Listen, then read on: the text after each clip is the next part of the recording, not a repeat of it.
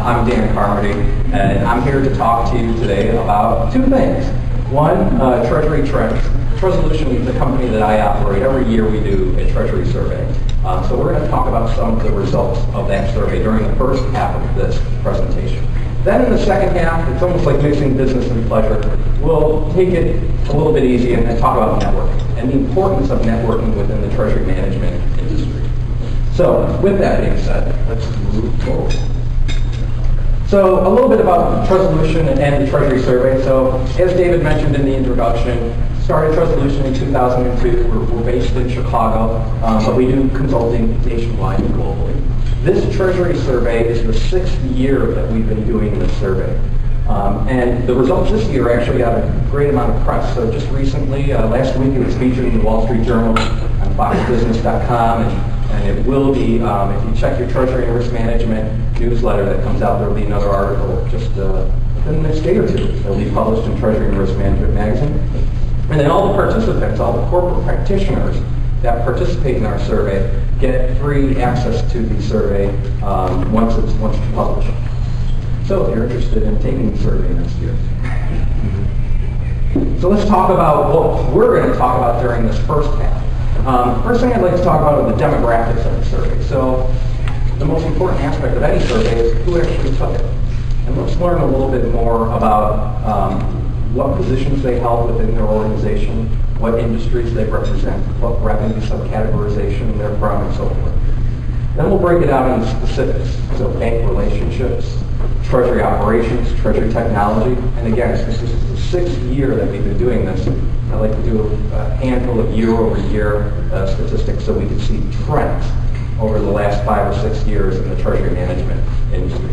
And then question and answer. So I'm hoping that this first part really takes up about a half an hour or so. I have about 30 slides, so we'll be going through them at a pretty good pace so that we can address some question and answers afterwards. And then we'll switch gears to the networking side. And I promise there will be no slides at all during that time.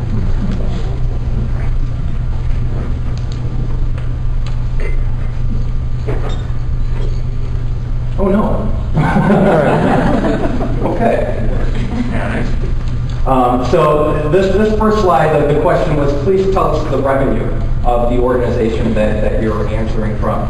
And as you can see, the vast majority of the organizations that responded were $1 billion plus in annual revenue. So I'm sure in the back you might not be able to see the text here, but the red and the purple are $1 billion plus in annual revenue, and the green and the yellow are under $1 billion in revenue. So we're talking about large organizations here. Who within these organizations responded to the Treasury Survey?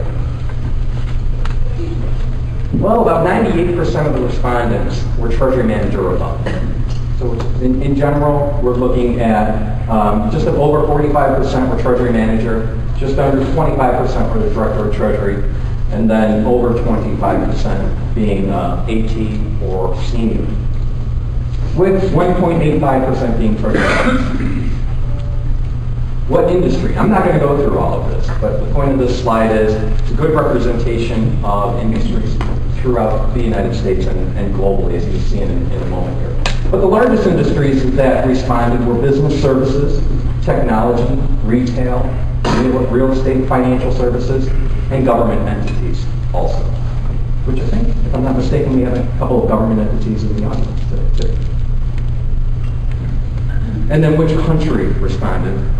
Well, the USA on the right took up a large portion of the respondents, along with as well the Netherlands taking a distant second at 3.75%, and then the rest, 1.79% for Turkey, Switzerland, Australia, and so forth. All right, so those are the demographics. So who is actually responding? So if we take a step back and take all of those statistics together, the people that are responding to the Treasury Survey every year are from large organizations domestically. They're senior level people, and they have a good amount of responsibility within the organization, which is great because not only do they have insight as to what they're currently doing, but they also have insight as to what they will be doing, which I think is pretty darn interesting, and I have a couple slides here. So maybe we can not only gauge what's happening and what is the current state of Treasury management, but where are they going? What actions will they be taking? What bank services for the bankers in the room? What bank services might they be most interested in purchasing next year or the year after that? So we'll talk about that. This slide, well, no wonder all the bankers are looking at this slide on the screen.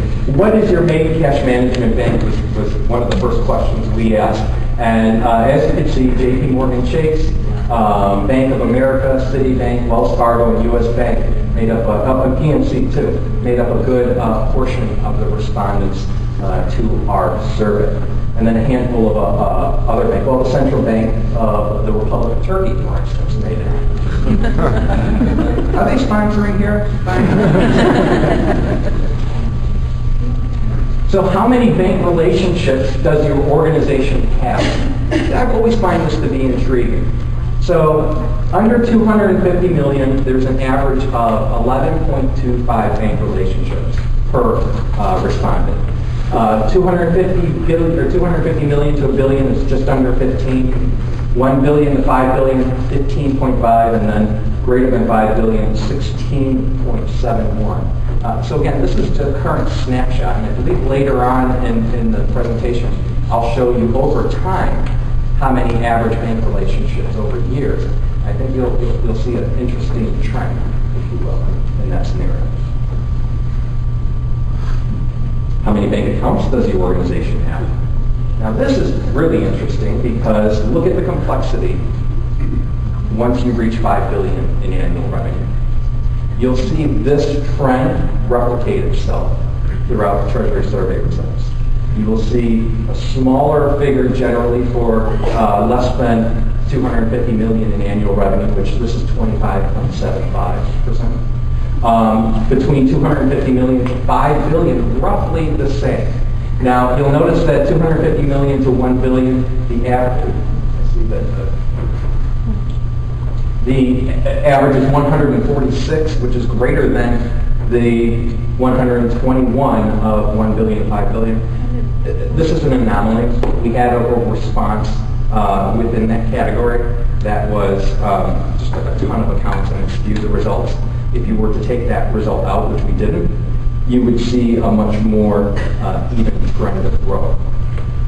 But the important thing here in this scenario, though, is the exponential growth of complexity for organizations greater than 5 billion in annual revenue.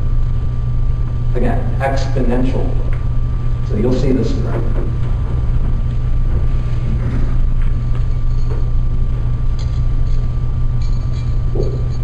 Does your organization monitor and analyze bank fees? 91% say they do. I was surprised that there were just shy of 9% that didn't. But nonetheless, they keep a close eye on those bank fees that are happening. So then I asked, well, how often do you monitor your bank fees? And just shy of 75%. Wow, these are not average percentages. But let me say, just shy of 75% were quarterly or more frequent, with over 50% being monthly. So now we're going to talk about a topic that was sort of near and dear to my heart because, being a practitioner and then obviously being a consultant for the last 10 years or so, there's always this talk about credit facility and bank relationships and credit facilities and so forth, right? I've never been able to find a statistic that said, is there any correlation between the two? So when I started working on the Treasury Survey, I said, well, why don't I ask and find out? So the first part of this question is, does your organization have a credit facility? And as you can see, about 84% said yes, we have a credit facility, while 16% said no, we don't utilize any credit in that regard.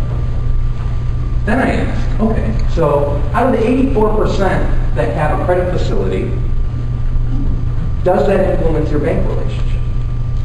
And you can see here, greater than 76% were affirmative in saying, yes, there's a direct correlation between our bank relationships and our credit facility, with 24% just shy of 24% saying no. And I'm not sure if I included a slide later on, but with the credit facilities, you might be asking yourself, was there any variation year over year throughout the financial crisis with the utilization of credit facilities?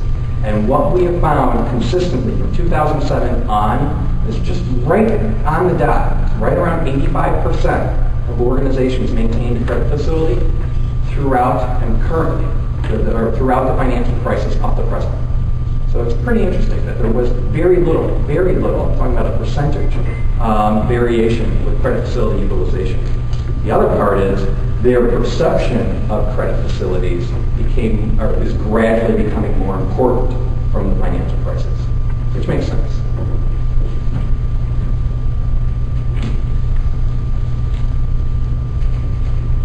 So Treasury operations. This question was basically to get an idea of what Treasury departments look like and what services are they most likely to use. So the ones that are at the bottom are obviously the implementation is more thorough within the Treasury departments, while the ones on the top are not implemented as much. So at the bottom, just for sake of example purposes, we're looking at current day reporting, which there's a huge amount of market saturation, if you will, in the marketplace now. You go up to the top where SWIFT for corporates, for instance, I believe that's 16%. Payroll cards, 23%. Bank treasury workstations is 37% utilization, and so forth. So with this particular slide, you can see the utilization of these. And one thing that I failed to note also, I see some people taking notes, TreasurySurvey.com, this information is freely distributed. So if you want to go and take a look at these exact same statistics, you can just go to the website and find that information. So this is, what services are you using now? Now, this is a more interesting slide, in my opinion. What services are you interested in implementing?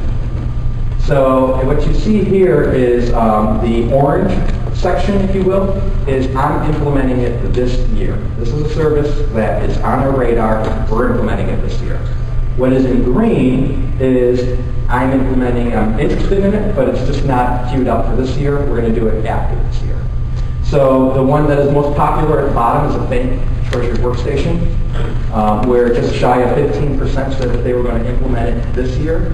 And then when you add this year and in the future, which over 40% are interested in a bank treasury workstation.